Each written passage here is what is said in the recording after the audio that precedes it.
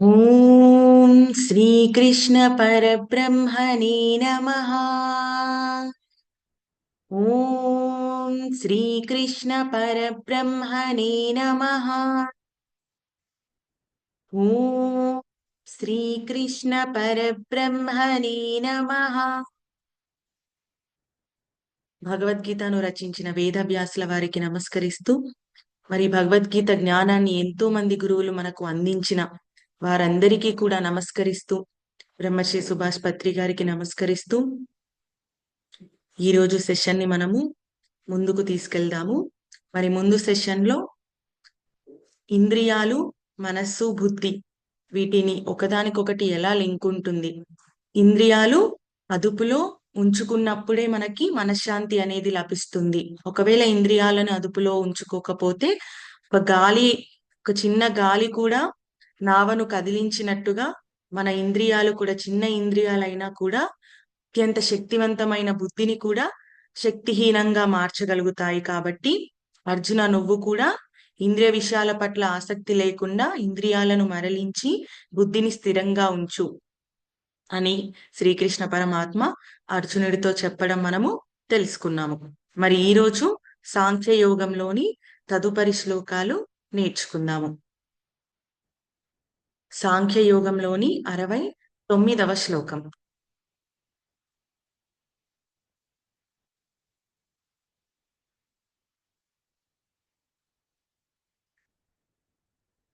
या निशा सर्वभूतानां तस्यां जागर्ति संयमी, यस्यां जागृति भूतानि सा निशा पश्यतु मुनिः. या निशा सर्वभूतानां तस्यां जागर्ति संयमी, यस्यां जागृति भूतानि सा निशा पश्यतु मुनिः. या निशा सर्वभूतानां तस्यां जागर्ति संयमी, यस्यां जागृति भूतानि सा निशा పశ్యతో మునేహ. ఇక్కడ నిశా అంటే రాత్రి, అలాగే జాగర్తి అంటే ఉదయం. రాత్రి అంటే చీకటిగా మనం తీసుకోవాలి, అలాగే ఉదయము అంటే వెలుగుగా తీసుకోవాలి. ఇక్కడ ఏం చెప్తున్నారంటే సర్వభూతానం అంటే సమస్త ప్రపంచంలో ఉన్న జీవులంతా కూడా ఏది అయితే రాత్రిగా భావిస్తారో దానిని ఒకానొక జ్ఞానం పొందిన వాళ్ళు ఉదయంగా భావిస్తారు. అలాగే ఎవరైతే సర్వ ప్రపంచము, సర్వ జీవి కూడా ఏదైతే ఉదయంగా భావిస్తారో దానిని ఒకానొక ముని, ఒకానొక జ్ఞాని దానిని రాత్రిగా భావిస్తాడు. ఇక్కడ రాత్రి పగలు అంటే నిజంగా రాత్రి పగలు కాదు, జ్ఞానము అజ్ఞానం అనుకోవచ్చు, లేదా చీకటి వెలుగు అనుకోవచ్చు అన్నమాట. మరి ఇక్కడ దీని మీనింగ్ ఏంటి? సర్వ ప్రపంచము కూడా రాత్రిగా భావించింది, దేనినైతే చీకటిగా భావించిందో దానిని ఒక జ్ఞాని వెలుగుగా ఎలా భావిస్తాడు అంటే, ఇప్పుడు మనము ఫర్ సపోజ్ దీని గురించి చర్చించుకుంటున్నాము, ఒక భగవద్గీత గురించి చర్చించుకుంటున్నాము, కృష్ణతత్వం గురించి చర్చించుకుంటున్నాము, స్పిరిచువాలిటీ గురించి మాట్లాడుకుంటాము. ఇవంతా కూడా జీవులకు, మిగతా జీవులందరికీ కూడా చీకటిగా అనిపించవచ్చు. ఎందుకంటే ఇది ఇది ఇది బోరింగ్ అనిపించవచ్చు, లేదా అసలు ఇందులో ఏముంది అనిపించవచ్చు. కాబట్టి ఇది వాళ్ళందరికీ కూడా ఎక్కువగా మెటీరియలిస్టిక్ థింగ్స్ లో అట్రాక్ట్ అయ్యి వాళ్ళు దానిలో భోగాలలో ఎక్కువగా మునిగిపోయిన వాళ్ళకి ఇదంతా చాలా డల్ గా, చాలా చీకటిగా, చాలా ఆ అసలు ఇందులో ఏముంది అన్నట్టుగా అనిపిస్తుంది అన్నమాట. కానీ ఇదే కాన్సెప్ట్, ఇదే సబ్జెక్టు ఒకానొక జ్ఞానికి మటుకు అత్యంత గొప్పదానిగా, అత్యంత వెలుగుకరమైన దిశలో మనం వెళ్తున్నట్టుగా ఒకానొక ముని, ఒకానొక జ్ఞాని భావిస్తాడు. అది ఒకానొక జ్ఞానికి ఉదయంగా ఉంటుంది, అదే వెలుగుగా ఉంటుంది. సో దీనికి ఎగ్జాక్ట్ ఆపోజిట్ గా ప్రపంచం సర్వజీవులకు కూడా ఏదైతే ఉదయంగా అంటే మెటీరియలిస్టిక్ ఆబ్జెక్ట్స్ కి సకల భోగాలు తనకి చాలా అట్రాక్టివ్ గా ఉంటాయి, అందులోనే మొత్తం విషయం అంతా ఉంది అని ప్రపంచం సర్వజీవులు ఏ విషయాల పట్ల అయితే ఉంటాయో, సపోజ్ ఫర్ ఎగ్జాంపుల్ కొన్ని భోగాలు అనుభవించడంలో వారికి అత్యంత శక్తి ఉన్నట్టుగా వాళ్ళు భావిస్తారు, అత్యంత వెలుగు ఉన్నట్టుగా వాళ్ళు భావిస్తారు. పార్టీస్ చేసుకోవడం అనుకోండి, లేదా సెలబ్రేట్ చేసుకోవడం అనుకోండి, ఇవన్నీ కూడా వీటిలోనే అత్యంత శక్తి ఉంది, వెలుగు ఉంది అని మెటీరియలిస్టిక్ ఆబ్జెక్ట్స్ వైపు ఉన్న వాళ్ళు భావిస్తారు. కానీ అవన్నీ కూడా చాలా ఆ చిన్నదిగా, చాలా లీస్ట్ గా ఒకానొక జ్ఞాని అనుకుంటాడనమాట. అంటే అసలు ఇందులో లేదు అసలైన విషయం అంటూ, ఇవన్నీ చాలా చిన్న చిన్న ప్లెజర్స్, వీటిలో వచ్చే ఆనందం మనకి చాలా టెంపరరీ, ఇవన్నీ చాలా చిన్నదైన ఆనందం మనకు కలుగుతుంది, ఆ కలిగినది కూడా టెంపరరీగానే కలుగుతుంది అని ఎవరైతే భావిస్తారో వాళ్ళు, అలాంటి జ్ఞానులు దానిని రాత్రిగా భావిస్తారు, అంటే దానిని చీకటిగా భావిస్తారు, అది టెంపరరీ అని తెలుసు కాబట్టి. సో సర్వమానవాళి ఏదైతే ఆ సర్వ జీవులు ఏదైతే చీకటిగా భావిస్తారో, జ్ఞానం లేనటువంటి జీవులు ఏదైతే వెలుగుగా భావిస్తారో, మనం చెప్పుకున్న ఎగ్జాంపుల్స్ పార్టీస్ అనుకోండి, సెలబ్రేషన్స్ అనుకోండి, భోగాలు అనుకోండి, ఇవన్నీ ఏదైతే వాళ్ళకి వెలుగుగా అనిపిస్తుందో ఒకానొక మునికి అది మటుకు చీకటిగానే అనిపిస్తుంది. ఎందుకంటే ఈ ఈ మునికి ఆ జ్ఞానం ఉంది, అవన్నీ కూడా అందులో వచ్చే ఆనందము, అసలైన ఆనందం అందులో లేదు. ఒకవేళ అందులో నీకేమైనా ఆ మూమెంట్ లో ఆనందం కలిగినా కూడా అది టెంపరరీయే, మళ్ళీ కొద్దిసేపటికి అది మాయమైపోతుంది, కాబట్టి అది నిజం కాదు, ఇది టెంపరరీయే, అది చీకటిగానే ఒకానొక ముని భావిస్తాడనేది ఈ శ్లోకం యొక్క భావం అన్నమాట. యా నిశా సర్వభూతానం, ఏదైతే సమస్త జీవులు కూడా రాత్రిగా చీకటిగా భావిస్తారో అది ఒకానొక ముని వెలుగుగా భావిస్తాడు. అలాగే సర్వ ఏ ఏదైతే సమస్త జీవులు కూడా వెలుగుగా భావిస్తారో దానిని ఒకానొక ముని చీకటిగా భావిస్తాడు అనేది ఈ శ్లోకం యొక్క భావము. నెక్స్ట్ శ్లోకం సాంఖ్యయోగంలోని 70వ శ్లోకం.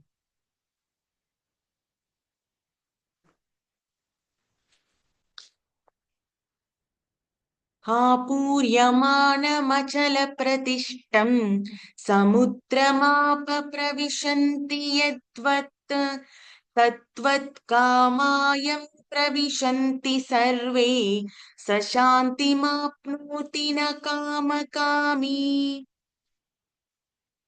ఆపూర్యమానమచలప్రతిష్టం సముద్రమాప ప్రవిశంతి యద్వత్ తద్వత్ కామయం ప్రవిశంతి సర్వే స శాంతిమాప్నోతి న కామకామీ.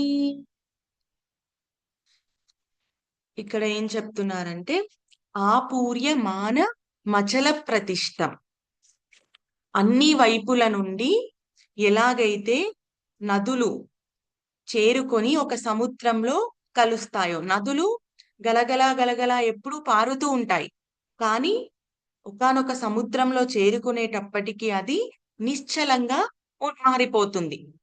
అప్పటి వరకు అది ఎంత గలగల శబ్దం చేసినా కూడా సముద్రంలో చేరినప్పుడు అది చాలా నిశ్చలంగా మారిపోతుంది. అచల ప్రతిష్టం అంటే నిశ్చలంగా మారిపోవడం.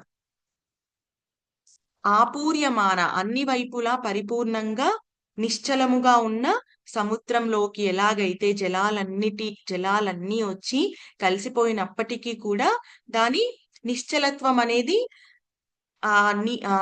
నదుల నీటికి కూడా ఆ నిశ్చలత్వం అనేది వచ్చేస్తుంది. అలాగే దీనిని కంపేర్ చేస్తూ సర్వే కామ అంటే అన్ని భోగాలను, అన్ని కోరికలను ఎవరైతే విడిచిపెట్టగలుగుతారో అలాంటి స్థితప్రజ్ఞులు కూడా ఇంద్రియ విషయాలు ఎన్ని తనకు ఎదుర్కొన్నా కూడా ఆ నిశ్చల స్థితి అనేది తనకి మారదు అన్నమాట. ఎప్పుడైతే సర్వ కోరికలను వదిలేసి, సమస్త కోరికలను వదిలేసి స్థితప్రజ్ఞ స్థితిలోకి ఎవరైతే చేరుకుంటారో అలాంటి వ్యక్తి తనకి ఎన్ని ఇంద్రియ విషయాలు వచ్చినా కూడా ఆ ఇంద్రియ విషయాలు కూడా తనకి నిశ్చలంగానే ఉంటాయి. తను ఎప్పటికీ కూడా వాటి పట్ల అటాచ్ అవ్వకుండా, వాటి పట్ల పరిగెత్తకుండా తను నిశ్చలంగానే ఉంటాడు. అలాంటి వ్యక్తులు శాంతి మా నోతి, పరమ శాంతిని పొందగలుగుతారు అనేది ఇక్కడ శ్రీకృష్ణ పరమాత్మ చెబుతున్నారు. మనం ఇంతకుముందు శ్లోకాలలో కూడా నేర్చుకున్నాము. కోరికలే సమస్త దుఃఖాలకి కారణాలనేది నేర్చుకున్నాము. మరి ఎప్పుడైతే ఈ కోరికలను వదిలేయగలుగుతాడో, స్థితప్రజ్ఞుడు లక్షణం మనం ఏం తెలుసుకున్నాము? కోరికలను వదిలేయగలగడం. కోరికలను వదిలేసి స్థితప్రజ్ఞ స్థితిలోకి చేరుకుంటారో తమకి దుఃఖాలు ఆటోమేటిక్ గా దూరం అయిపోతాయి. దుఃఖాలు దూరం అయినప్పుడు ఆ పరమశాంతిని పొందగలుగుతారు. ఎలాగైతే అప్పటి వరకు కూడా నదుల తీరు ఎలా ఉన్నా, దాని నైజం ఎలా ఉన్నా కూడా తను సముద్రంలో కలిసినప్పుడు నిశ్చలంగా మారిపోతుంది. అలాగే ఇంద్రియ విషయాల పట్ల ఆసక్తి లేకుండా ఇంద్రియాలను బుద్ధి వైపుకు మరలించి ఆ బుద్ధిని ఎప్పుడైతే స్థిరంగా ఉంచుకుంటారో తనకి ఆ నదుల వంటి ఇంద్రియ విషయాలు ఎన్ని వచ్చినా కూడా తన బుద్ధి స్థిరంగానే ఉంటుంది.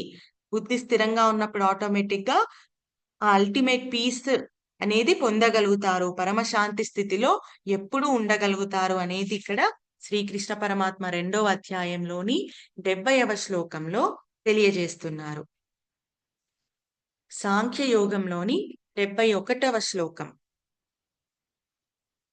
విహాయ కామాన్య సర్వాన్ పుమాంశ్చరతి నిస్పృహః నిర్మమో నిరహంకారః సశాంతిమధిగచ్చతి.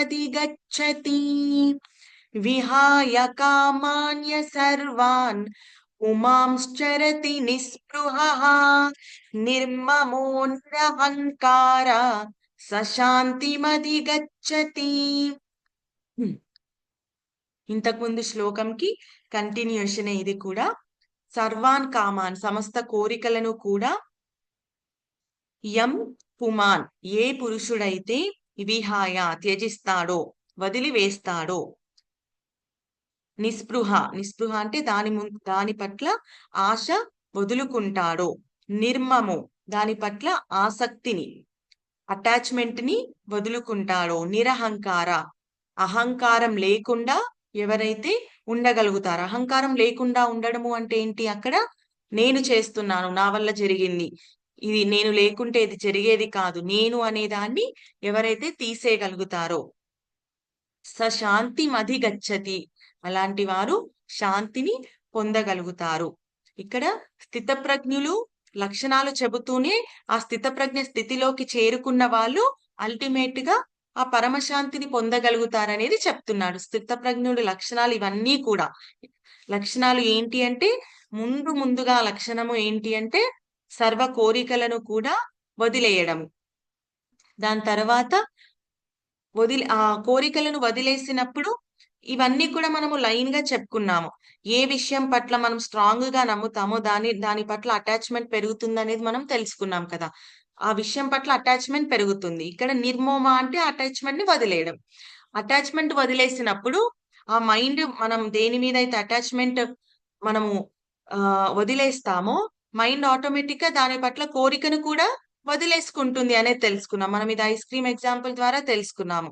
మైండ్ దాని మీద అటాచ్ అవ్వకపోతే దానిని తింటేనే కోరికలు దానిని తింటేనే హ్యాపీనెస్ వస్తుంది అనేది మనము వదిలేయగలుగుతాం. వదిలేసినప్పుడు దాని మీద ఆటోమేటిక్ గా కోరిక అనేది మనకి తగ్గిపోతుంది. సో ఇక్కడ ఎవరైతే అలా ముందు నిర్మోమ అటాచ్మెంట్ ని వదిలేస్తారో, దాని తర్వాత అలాగే సర్వకామాన్య అంటే సర్వ కోరికలను కూడా వదిలేయగలుగుతారు. వదిలేసిన వాళ్ళు నిస్పృహ, దాని మీద ఆశ వదులుకుంటారు. అలాగే నిరహంకార, అహంకారం గురించి మనం ఇప్పటి వరకు చెప్పలేదు. ఇక్కడ అహంకారం కూడా ఎవరైతే వదిలేసుకుంటారో, నేను అనే భావన వదులుకుంటారో, ఇవన్నీ కూడా స్థితప్రజ్ఞుడి యొక్క లక్షణాలు. ఆ స్థితప్రజ్ఞుడు స్థితి ఎవరైతే పొందగలుగుతారో వాళ్ళు శాంతిమధి గచ్చతి, పరమశాంతిని పొందగలుగుతారు అనేది 71వ శ్లోకం. మరి నెక్స్ట్ శ్లోకంలో ఇవన్నీ పొందిన వారి స్థితి ఎలా ఉంటుంది, అసలు వాళ్ళు ఏం పొందుతారు అనేది నెక్స్ట్ శ్లోకంలో మనము తెలుసుకుందాము. సాంఖ్యయోగంలోని 72వ శ్లోకం. येषा ब्राह्मी स्थितिः पार्थ नैनां प्राप्य विमुह्यति स्थित्वा स्यामन्तकालेऽपि ब्रह्मनिर्वाणमृच्छति ब्रह्मनिर्वाणमृच्छति। येषा ब्राह्मी स्थितिः पार्थ नैनां प्राप्य विमुह्यति స్థిత్వా స్యామంత కాలేపి బ్రహ్మ నిర్వాణమృచ్చతి. బ్రాహ్మీ స్థితి అనే దాని గురించి ఇక్కడ చెప్పారనమాట. బ్రహ్మస్థితి అంటే ఆ డివైన్ కాన్షియస్నెస్. ఎవరైతే ఆ డివైన్ కాన్షియస్నెస్ ని పొందగలుగుతారో, ఏషా బ్రాహ్మీ స్థితి పార్థ, ఓ పార్థ, ఎవరైతే ఆ బ్రాహ్మీ స్థితిని పొందగలుగుతారో, నైనా ప్రాప్య విముహ్యతి, ఎలాంటి విషయాల పట్ల కూడా వాళ్ళు మోహితులు కారు. స్థిత్వా స్యామంత కాలేపి, అంతకాలం అంటే చివరి వరకు కూడా, అంతకాలం అంటే ఆ చివరి దశ వరకు కూడా వారు బ్రహ్మ నిర్వాణ మృచ్చతి, ఆ బ్రహ్మానందము అంటే ఎల్లప్పుడూ కూడా ప్రతి సెకండ్ కూడా ఆనంద స్థితిలో ఉండడమే బ్రహ్మానందము. ఆ నిర్వాణము అంటే ఎప్పుడు కూడా ఆనంద స్థితిలో ఉండడము. బ్రహ్మ నిర్వాణ మృచ్చతి, అలాంటి బ్రహ్మానందాన్ని పొందగలుగుతారు అనేది ఇక్కడ చెబుతున్నారు. మనము ఏ ఏ మెటీరియలిస్టిక్ ఆబ్జెక్ట్స్ వైపు కూడా మనము అటాచ్ అయినా కూడా మనము ఆ విషయాల పట్ల వచ్చే కోరికలు ఎన్ని తీర్చుకున్నా కూడా మనకి ఆ పరమానందాన్ని పొందలేము అని ఆల్రెడీ మనం ఇంతకు ముందు చెప్పుకున్నాము. మరి దేని మీద మన మైండ్ అటాచ్ అయితే మనము ఆ పరమానందాన్ని పొందగలుగుతాం అనేది కూడా మనం ఆల్రెడీ చెప్పుకున్నాము. అదే ఇక్కడ చెప్తున్నారు. దేని మీద అటాచ్ అయితే పరమానందాన్ని పొందగలుగుతాము అంటే ఆ బ్రాహ్మీ స్థితి, ఆ డివైన్ కాన్షియస్ మీద ఎప్పుడైతే మన మైండ్ అటాచ్ అవుతుందో, మైండ్ దాని మీదే ఉంటుందో, అప్పుడు ఆ డివైన్ కాన్షియస్నెస్ అంటే ఏంటి? దైవం అనుకోవచ్చు, దేవుడు అనుకోవచ్చు. ఆ దైవం ఎప్పుడు కూడా ఒక ప్యూరిఫికేషన్ తో ఉంటుంది. మైండ్ ఎప్పుడైతే ఆ ప్యూరిఫికేషన్ మీద ఉన్న దాని మీద అటాచ్ అవుతుందో, ఆటోమేటిక్ గా మనం మైండ్ కూడా ప్యూరిఫై అయిపోతుంది. ఆ మైండ్ ప్యూరిఫై అయినప్పుడు మనకి ఆ పరమానందాన్ని పొందగలుగుతాం. ఎందుకంటే మనకి ఇంకా కోరికలను ఆటోమేటిక్ గా, మెటీరియలిస్టిక్ ఆబ్జెక్ట్స్ మీద కోరికలను ఆటోమేటిక్ గా వదిలేస్తాం కాబట్టి, ఇక్కడ మనము మైండ్ ప్యూరిఫికేషన్ మీద అటాచ్ అయింది కాబట్టి మనం కూడా ఆటోమేటిక్ గా ప్యూరిఫై అయిపోతాం. ప్యూరిఫై అయినప్పుడు ఆ బ్రహ్మ నిర్వాణ స్థితి, ఎప్పుడు కూడా ప్రతి సెకండ్ కూడా ఆనందంగా ఉండే స్థితి మనకి కలుగుతుంది అనేది ఇక్కడ నేర్చుకుంటున్నాం. మనం ఇంతకు ముందు ఈ శ్లోకం నేర్చుకున్నప్పుడు దీనికి ఒక చిన్న ఎగ్జాంపుల్ కూడా చెప్పి నేర్చుకున్నాం. ఇక్కడ ఏం ఏం తెలుసుకున్నాము? ఆ డివైన్ కాన్షియస్ మీద ఎప్పుడైతే మైండ్ అటాచ్ అవుతుందో బ్రహ్మ నిర్వాణాన్ని పొందగలుగుతాం అనేది తెలుసుకున్నాం. మరి ఆ డివైన్ కాన్షియస్ మీద మైండ్ అటాచ్ అవడం అంటే మన లోపల ఆ సమస్త పరమాత్మ కూడా, ఆ దైవత్వం మన లోపల కూడా ఉంది అనేది తెలుసుకోవడం. దీనికి మనం చిన్న ఎగ్జాంపుల్ ఇంతకు ముందు శ్లోకం చెప్పుకున్నప్పుడు ఏం చెప్పుకున్నామంటే, ఇప్పుడు దైవం అనేది, పరమాత్మ అనేది మొత్తం సృష్టి అంతా కూడా వ్యాప్తి చెంది ఉంది. అదొక్క చిన్న మనం ఇప్పుడు అది దాని గురించి తెలుసుకోవడానికి కృష్ణుడు అంటే ఒక చిన్న విగ్రహంలో మనము చూసుకుంటున్నాం. కానీ యాక్చువల్ గా అయితే కృష్ణ తత్వం అనేది మొత్తం సృష్టిలో కూడా వ్యాప్తి చెంది ఉంది. అదే ఆ మొత్తంలో వ్యాప్తి చెంది ఉన్నది కూడా మన లోపల కూడా ఉంది అనేది మనం ఇక్కడ నేర్చుకోవాలి అనేది ఇక్కడ మాట్లాడుకుంటున్నాం. మరి అది ఎలా ఉంది అని నమ్ముతాము అనేది మనము, ఇది జస్ట్ కోరిలేషన్ అన్నమాట. ఇప్పుడు మనము సృష్టి అంటే మనకి ఒక ఎర్త్ కాదు, ఎర్త్ కు మించి దానికి మించిన ప్లానెట్స్ ఇలాంటివి ఎన్నో ఉన్నాయి. అలాంటి మొత్తం కలుపుకొనే మనము సృష్టి అనేది చెప్పుకుంటున్నాం కదా. మనకి ఎర్త్ కాకుండా ఇంకా ఇలాంటివి ఎన్నో గ్రహాలు ఉన్నాయి. ఆ గ్రహాలన్నీ కూడా ఒకానొక సన్, ఒక పెద్ద శక్తి చుట్టూ తిరుగుతూ ఉన్నాయి. మనకి ఇదంతా తెలుసు కదా. సోలార్ సిస్టమ్, మనం ఒక సిస్టమ్ లో ఉన్నాం. అలాంటి సోలార్ సిస్టమ్స్ ఇంకా చాలా ఉన్నాయి. కానీ మనం ఇప్పుడు సోలార్ సిస్టమ్ గురించి మాట్లాడుకుంటే సన్ ఉంటుంది. సన్ చుట్టూ మనకి ప్లానెట్స్ తిరుగుతూ ఉంటాయి కదా. అందులో ఒక చిన్న ప్లానెట్ ఎర్త్. సరే, ఆ ఎర్త్ ని పక్కన పెట్టుకుంటే మనం ఒక పెద్ద సోలార్ సిస్టమ్ ని మొత్తము మనం ఎప్పుడైతే అర్థం చేసుకుంటామో సన్ చుట్టూ మనకి అన్ని ప్లానెట్స్ తిరుగుతూ ఉంటాయి. అలాగే మనం ఇప్పుడు మన హ్యూమన్ లో కూడా తీసుకుంటే మన హ్యూమన్ ఇదంతా కూడా దేనితో మేడ్ అయింది? మన శరీరం. మన శరీరంలో చాలా ఆర్గాన్స్ ఉంటాయి కదా. ఆర్గాన్స్ అన్ని కలిస్తే శరీరంగా ఉంది.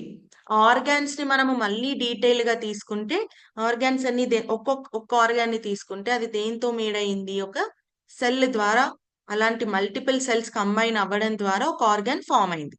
ఆ చిన్న సెల్లో కూడా మనం ఇంకా దాని డీటెయిల్ లోకి వెళ్తే దాని లోపల ఏముంటుంది? సెల్ లోపల ఒక చిన్న న్యూక్లియస్ ఉంటుంది. ఆ న్యూక్లియస్ చుట్టూ ఎలక్ట్రాన్ మరియు ప్రోటాన్ తిరుగుతూ ఉంటాయి. ఓకేనా? ఇది మీకు సైన్స్ కాన్సెప్ట్ లో ఆల్రెడీ వస్తుంది. సెల్లో మనకి న్యూక్లియస్ చుట్టూ ప్రోటాన్, న్యూట్రాన్ తిరుగుతూ ఉంటాయి అన్నమాట. ఇది ఒకవేళ అంటే ఇది ఎంత డిస్టెన్స్ లో తిరగాలి, ఆ న్యూక్లియస్ చుట్టూ ఎంత డిస్టెన్స్ లో ఒక ప్రోటాన్ ఉండాలి, ఎంత డిస్టెన్స్ లో ఒక ఎలక్ట్రాన్ ఉండాలి, ఆల్రెడీ ఫిక్స్ అయి ఉంటుంది. అది అలా అంత డిస్టెన్స్ లో ఉంటేనే ఆ సెల్ స్ట్రక్చర్ అనేది దానికి ఆ ఫామ్ ఉంటుందన్నమాట. ఆ సెల్ స్ట్రక్చర్ ఫామ్ కరెక్ట్ గా ఉంటేనే అవన్నీ కంబైన్ అయ్యి ఆర్గన్ ఫామ్ అవుతుంది. సో మనం ఇక్కడ సృష్టి ప్యాటర్న్ తీసుకున్నా కూడా సిమిలర్ ప్యాటర్న్ మనము మన లోపల అత్యంత చిన్న సూక్ష్మమైన సెల్లో కూడా అదే ప్యాటర్న్ ఉంటుంది. సో ఇది మనం అర్థం చేసుకుంటే మరి ఆ సృష్టి మన లోపల ఉన్నట్టే కదా. అంటే జస్ట్ కోరిలేషన్ గా నేను చెప్తున్నాను అనమాట. సిమిలర్ ప్యాటర్న్ ఏ ప్యాటర్న్ అయితే సృష్టిలో ఉందో అలాంటి ప్యాటర్న్ మన లోపల కూడా ఉంది. మరి సృష్టి మొత్తం వ్యాప్తి చెందిన ఆ పరమాత్మ కూడా మన లోపల కూడా ఉన్నాడు కదా. ఇది ఎప్పుడైతే మనం అర్థం చేసుకుంటామో ఆటోమేటిక్ గా మనము మెటీరియలిస్టిక్ ఆబ్జెక్ట్స్ మీద కోరికలను, మైండ్ దాని మీద అటాచ్మెంట్ వదులుకుంటుంది. ఇంత పెద్దది మనలో ఉన్నప్పుడు ఆ చిన్న చిన్న వాటి మీద అటాచ్మెంట్ ఉండదు. మనకు ఉండనప్పుడు ఆ కోరికలను కూడా వదిలేస్తాం. వదిలేసినప్పుడు ఆటోమేటిక్ గా మన మైండ్ అనేది ఈ డివైన్ కాన్షియస్ మీద ఉన్నప్పుడు మన మైండ్ ప్యూరిఫై అవుతుంది. ప్యూరిఫై అయినప్పుడు అప్పుడు మనం బ్రహ్మ నిర్వాణ స్థితి, అంటే ఎప్పుడు కూడా ప్రతి సెకండ్ కూడా ఆనందంగా ఉండే స్థితిని మనం పొందగలుగుతాం అనేది మనకి ఇక్కడ అల్టిమేట్ గా ఈ లాస్ట్ శ్లోకంలో మనకి తెలియజేశారు. ఇది మనకి 2వ అధ్యాయంలోని చివరి శ్లోకము, 72వ శ్లోకము. మరి ఈ శ్లోకంతో మనకి 2వ అధ్యాయము మనకి పూర్తయింది.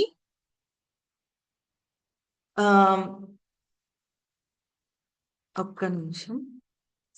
ఈ 2వ అధ్యాయము చివరిగా మనము పూర్తి శ్లోకము అనేది ఒకటి చెప్పుకొని మనము ముగిద్దాము. ఓం తత్స్థితి తత్సత్తితి శ్రీమద్భగవద్గీతాసుపనిషత్సు బ్రహ్మ విద్యాయాం యోగశాస్త్రే శ్రీకృష్ణార్జున సంవాదే సాంఖ్యయోగానాం ద్వితీయోధ్యాయః. శ్రీకృష్ణ పరమాత్మ की जय. శ్రీ భగవద్గీత की जय. శ్రీ బ్రహ్మర్షి సుభాష్ పత్రి గారికి జై. ఈ 2వ అధ్యాయంలోని ప్రతి ఒక్క శ్లోకం యొక్క జ్ఞానము నేర్చుకున్న మనకి, అందుకు ఆ జ్ఞానాన్ని అందించిన సమస్త గురువులకి కూడా మనము నమస్కరిస్తూ కృతజ్ఞతలు తెలియజేసుకుంటూ ఈ సెషన్ ని మనము ముగించుకుందాము.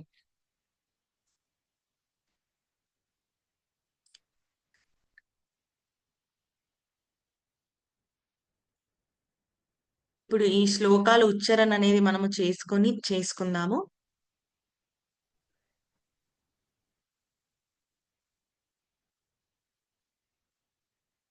సాంఖ్యయోగంలోని 69వ శ్లోకము.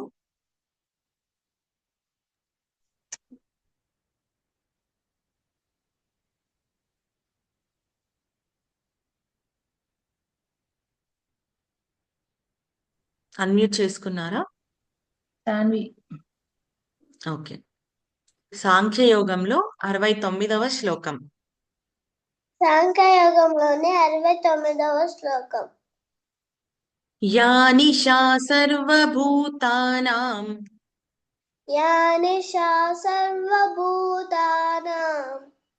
తస్యాం జాగర్తి సంయమీ.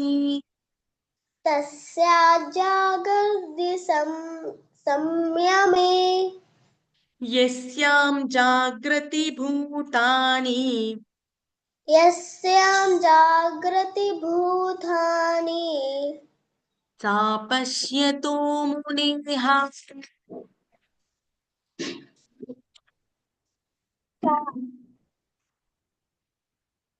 शापस्यतो मुनेः सा निशा पश्यतो मुनिः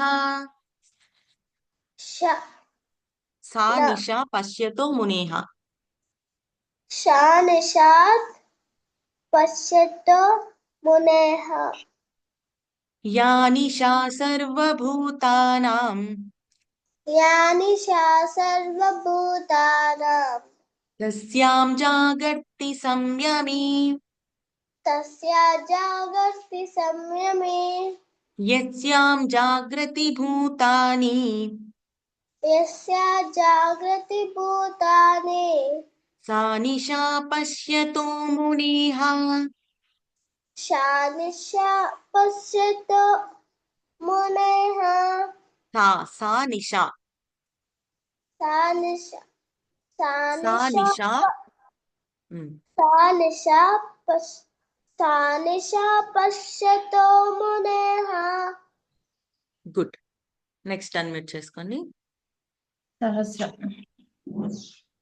సో ఈ శ్లోకంలో మనం ఏం నేర్చుకున్నాము నిశా అంటే ఏంటి జాగర్తి అంటే ఏంటి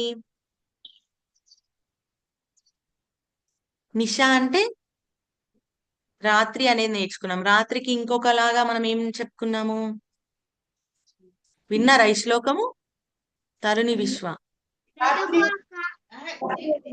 చీకటి ఏం పగలు అంటే వెలుగు మళ్ళీ చెప్పండి రాత్రి అంటే చీకటి పగలు అంటే వెలుగు సో ఈ శ్లోకం ఏం అర్థమైంది మీకు ఈ శ్లోకంలో జ్ఞానులు జీవులందరూ మేల్కొని ఉన్న దాంట్లో జ్ఞానులు నిద్రిస్తూ ఉంటారు జ్ఞానులు మేల్కొని ఉన్న దాంట్లో జీవులు నిద్రిస్తూ ఉంటారు గుడ్ సో అక్కడ జ్ఞానులు దేని ఏ విషయాలలో మేల్కొని ఉంటారు జ్ఞానులు జ్ఞానం విషయంలో జ్ఞానం ఉన్న విషయంలో ఏ విషయంలో జ్ఞానం ఉందో వాళ్ళ వైపు వెళ్తూ ఉంటారన్నమాట అది జీవులకి రాత్రిగా ఉంటుంది అలాగే జ్ఞాని ఏ విషయాల పట్ల రాత్రిగా భావించి నిద్రిస్తూ ఉంటారు భోగాల విషయాలు గుడ్ భోగాల పట్ల మెటీరియలిస్టిక్ ఆబ్జెక్ట్స్ పట్ల అలాంటి విషయాల పట్ల రాత్రిగా భావించి దానిలో నిద్రించడము అంటే దానిని చీకటిగా భావించడం గుడ్ నెక్స్ట్ శ్లోకం సాంఖ్యయోగంలోని 70వ శ్లోకం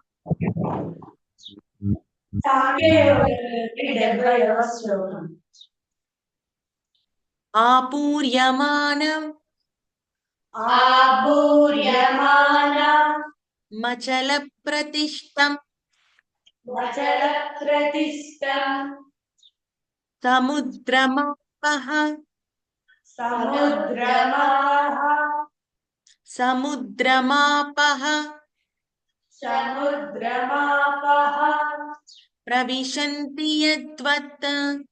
ప్రవిశంతి యద్వత్ తద్వత్ కామాయం ప్రవిశంతి సర్వే సశాంతిమానోతి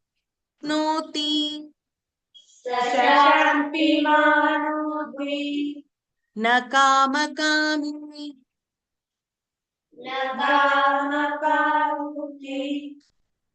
ఆపూర్యమానమచల ప్రతిష్టం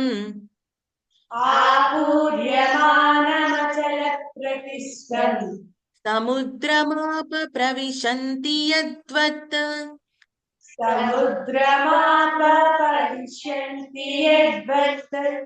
తద్వత్ కామాయం ప్రవిశంతి సర్వే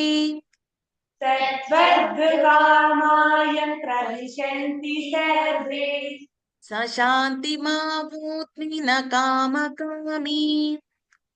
శశాంతిమాప్నోతి న కామకామి. గుడ్. నెక్స్ట్ అన్మ్యూట్ చేసుకొని. అసలు ఈ శ్లోకంలో మనం ఏం నేర్చుకున్నాము, ఏం ఎగ్జాంపుల్ చెప్పుకున్నాము ఈ శ్లోకంలో? సముద్రమాపహ.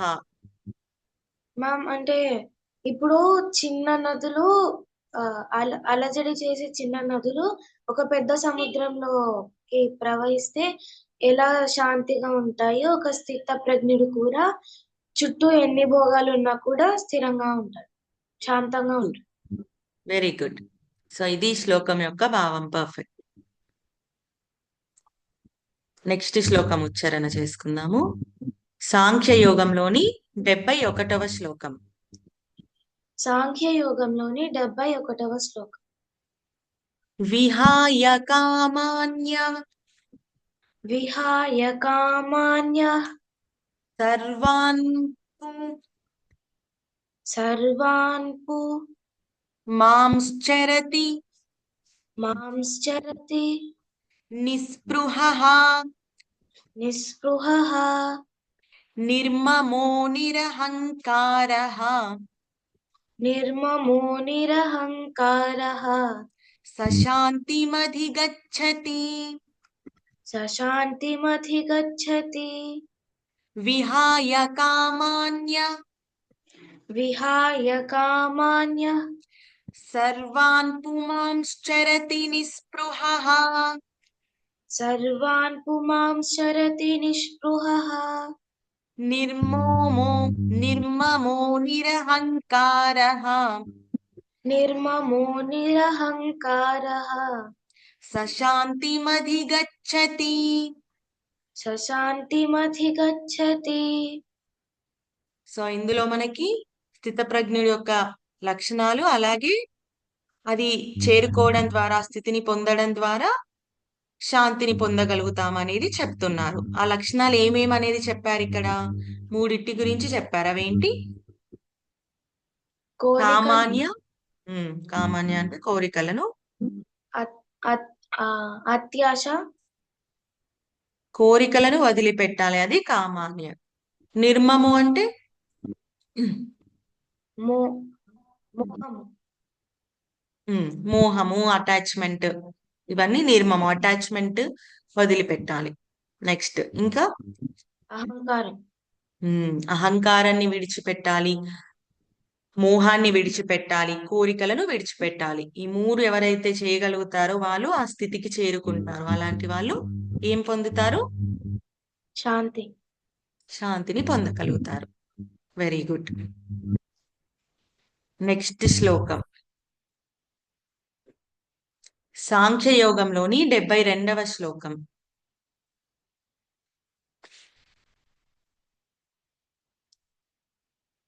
ఎవరైనా చెప్పొచ్చు.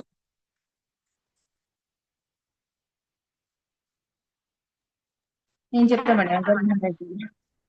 ఓకే. ఈశా బ్రాహ్మీ స్థితి పార్థ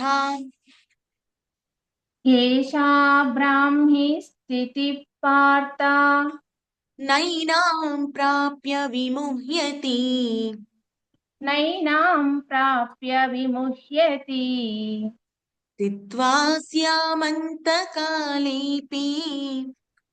స్థిత్వా స్యామంతకాలేపి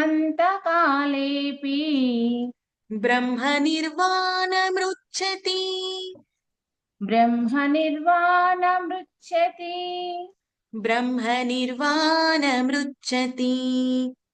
బ్రహ్మ నిర్వాణమృచ్చతి.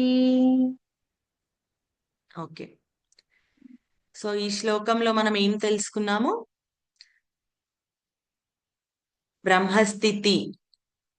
బ్రహ్మస్థితిని పొందిన వాళ్ళు ఆటోమేటిక్ గా బ్రహ్మ నిర్వాణము, అంతకాలంలో, అంటే అంతకాలము అంటే చివరి దశలో కూడా, ఇంకా ఈ శరీరాన్ని వదిలేసే టైంలో కూడా, ఆ స్థితిలో కూడా వాళ్ళు అల్టిమేట్, అంటే ఆ స్థితి అని ఎందుకు చెప్పారంటే, మనం ఓల్డ్ ఏజ్ కి వెళ్ళే కొద్దీ మనకి డిసీజెస్ వస్తూ ఉంటాయి, వీక్ అయిపోతూ ఉంటాము, చాలా స్ట్రగుల్స్ ఫేస్ చేస్తూ ఉంటాం. కాబట్టి అలాంటివి ఎన్ని ఉన్నా కూడా, అలాంటి స్థితిలో కూడా, అలాంటి డిఫికల్టీస్ ఎన్ని ఉన్నా ఆ అంతకాలం ఆ చివరి పీరియడ్ లో కూడా వాళ్ళు ఆనందంగానే ఉండగలుగుతారు అనేది ఇక్కడ చెప్తున్నారు. ఆ ఓల్డ్ ఏజ్ ఎందుకు రిఫరెన్స్ చేసుకున్నారంటే ఆ స్టేజ్ లో మనకి ఎక్కువగా మన బాడీ సహకరించదు, ఎక్కువగా ఇంకా మనము ఫేస్ చేస్తూ ఉంటాం కాబట్టి అలాంటి స్థితిలో కూడా వాళ్ళు ఆనందంగానే ఉండగలుగుతారు ఎప్పుడైతే ఆ బ్రహ్మస్థితిని పొందగలుగుతారు.